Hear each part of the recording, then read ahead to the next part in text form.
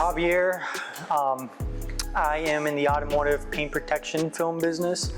And basically what we do here at Project Phantom Auto Styling is we focus on avoiding paint chips and possible hits from debris and stuff on the road that would damage the car in the long run. The greatest thing for us is making sure that your investment or your vehicle is protected in the long run. Sun protection to protect the inside of your vehicle, the occupants, and your skin as well. And then we do vinyl wraps and detailing as well too. So, what areas do you service here in Minnesota? We've serviced as far as St. Paul, but the most common areas that we serve is Corcoran, Medina, Independence, Loretto, Plymouth area. We do service the Buffalo area. We do some work for the PD down there too, kind of around the 15-mile radius for sure. What inspired you to start this business? I had got some tint back in 2014, 2015. I must have been like 16 years old, and I went to a certain shop to get it. Unfortunately, they did a really, really poor job, and I paid a lot of money.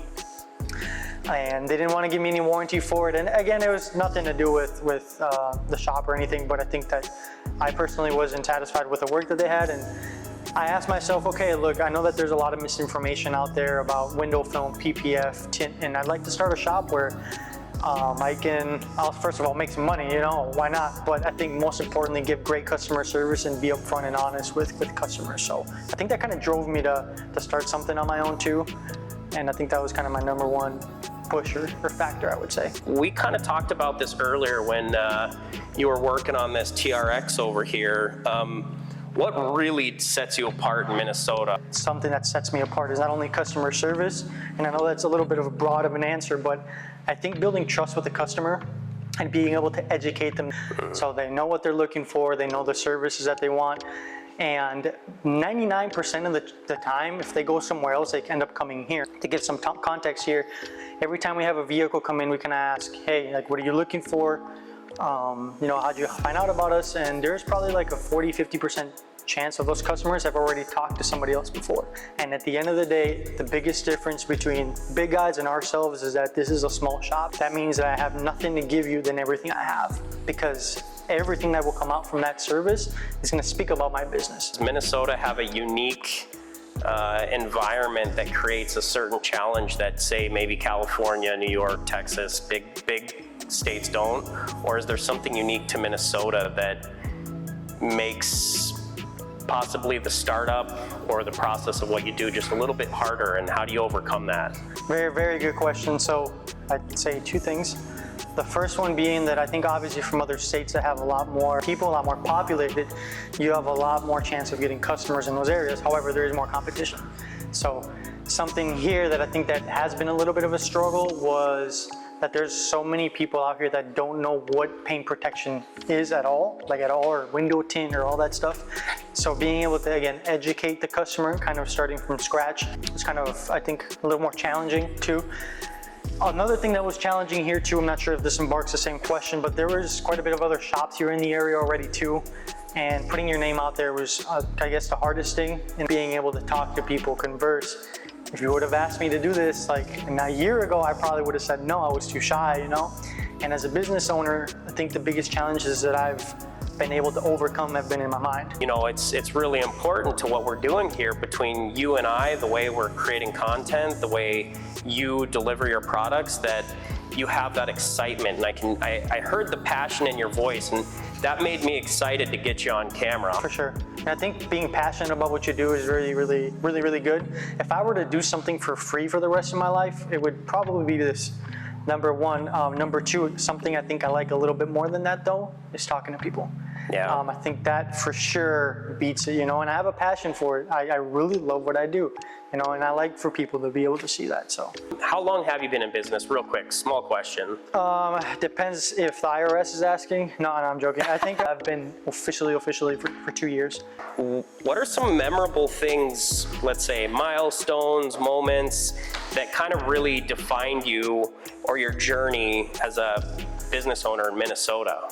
These are really good questions. Okay, so I think the first milestone was getting the shop, because where we were at before, we were subleasing. We couldn't put our name up or have anything up there, and that made it a little difficult because it didn't really feel like it was my shop, if that makes sense. So once you have something that's really yours, then that kind of helps you realize like, oh, I have, you know, a business, and I could be mobile, but when you have an actual shop, you feel like it's your child, you know, to a certain degree. You want to take care of it, make sure it's good, you know, and I think that was a big milestone for us. The way we got it too was really interesting too. I believe in God. I believe the things that don't come out of coincidence. And when we had planned to talk with a guy named Gary about getting this place, right? And the guy was going to tell me, hey, look, Gary will meet you at this place at a certain time and just make sure that you're there. So we go ahead and we pull up to the place. The guy is late.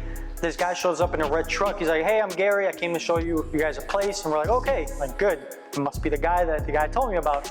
So he drives us here. We end up getting the building. Everything works out fine. The guy that had the appointment set for me and Gary calls me and says, hey, sorry, Gary wasn't able to make it. And I'm like, what do you mean? I talked to Gary. I talked to the guy Gary that was, you know, on the truck. He's like, no, the guy's in the hospital and whatnot. And it turned out to be another Gary that was also looking to show somebody a place. And I don't believe in coincidences. And I think that if things happen for a reason, it's for a reason. And I think that right there, then and there, kind of shifted my mindset between being self-employed and then side hustle to saying, okay, this is real. I need to do something with this. So. I think that personally was a really big one too, among other ones. But yeah, I get that having your own space that now you have to pay for, that hustle turns into, does it turn into a panic at first? Oh, okay. So I've always had a really strong mindset about something specifically. I know a lot of people will probably disagree with me, and that's okay. But I've never been a plan B type of guy. And what I mean by that is that I know that if I train my brain to realize that I have a backup plan, I'm less likely to be successful and try and give everything that I have. What I mean by that is I either start the shop or I'm homeless. I either be successful or I'm on the street. Make or break. Exactly. Yeah. So that has brought me to be here because I mean, if I don't come in, I don't make any money, you know? So there's a saying in Mexico, el que no trabaja no come. It's basically the guy that doesn't work doesn't eat. So I mean, there's no other way about it. There's no plan B, you know. So, what are your future goals for your business? Basically, being community centric. So, we'll just say 1 year time, 5 year time. What are your goals for this community for what you do? So I'd say the first thing that I would love to do at some point is be able to either help a nonprofit or support a nonprofit. I think that's something that I'd definitely love to do. For the physical side of business, I do know that we plan on building out this in September. So we're planning on expanding 40 feet that way and possibly having a storefront in here. Nice. And then having 2 levels where we can have our plotter and our print room, and being able to offer our print services to commercial printing and design and stuff like that, and commercial stuff. So that's something that both for the 1 year and the 5 year I see myself doing. So a lot of these detail shops outsource their printing for vinyl. For sure. And you said something about having your own printer and everything. Is that you want to print your own vinyl, you want to print everything and be fully in-house? For sure. Yeah, I think that both design services, so I know that the printing industry expands a lot of stuff too, like wedding stuff, commercial billboards, commercial buildings inside of the shop. Sometimes people want their logo put up somewhere. So not only here, but the great thing about having a printer is that you can print stuff and ship it. So I mean, that's international. That's just the big league. So You'd be a supplier. basically, Yeah. so I think when we started Project Phantom, the reason we called it Project Phantom, number one, it's weird and it really sticks because you don't hear something like it. Yeah. And number two, it's a project that we both have been working on, me and my co-owner, myself, and just having still that bit of the project in there that Yeah. still people know it's Project Phantom with a different name.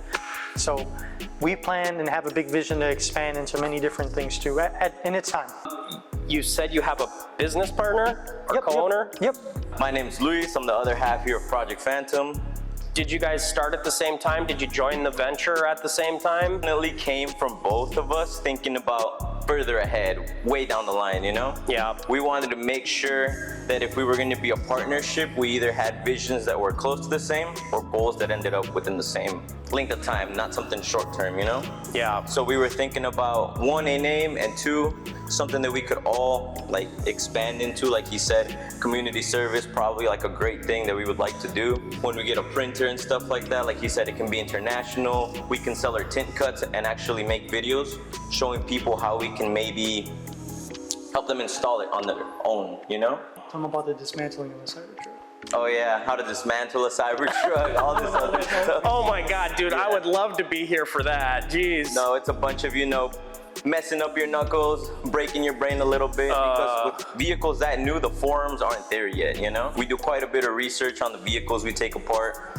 We try to make sure that we do everything properly, because there's vehicles that if you unhook a certain wire, undo a certain harness, it either goes into a limp mode or you just can't get it to get back on there the proper way. You have to reprogram it, stuff like that on newer vehicles. It's like when you take one of those to the car wash and it shuts down and you can't get it out of the car wash. Apparently, yeah, the new Cybertruck does that, so we're really careful about that. We're a high liability shop, that's the thing, Yeah. Wow. Definitely. So going forward, like, what didn't I touch on that you definitely have on your mind that you'd like to share to the viewers?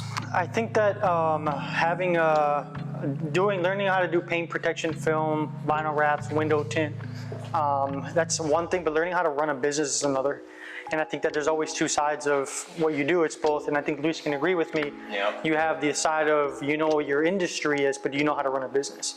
Do you know how to run finances? Do you know how to talk to customers? Do you know how to write invoices? Do you know how to market? All that stuff encompasses owning a business. And I just want to share, and I'll have Luis share something too, but if you ever consider starting your own business, please do it. Just make sure you surround yourself with people that'll help you be successful in every aspect, because if you don't, you'll be stuck in the same place. If I've been doing something to a certain point and it has not worked, that means that I've been doing something wrong, right? So then that means I just have to shift either my mindset or what I'm doing.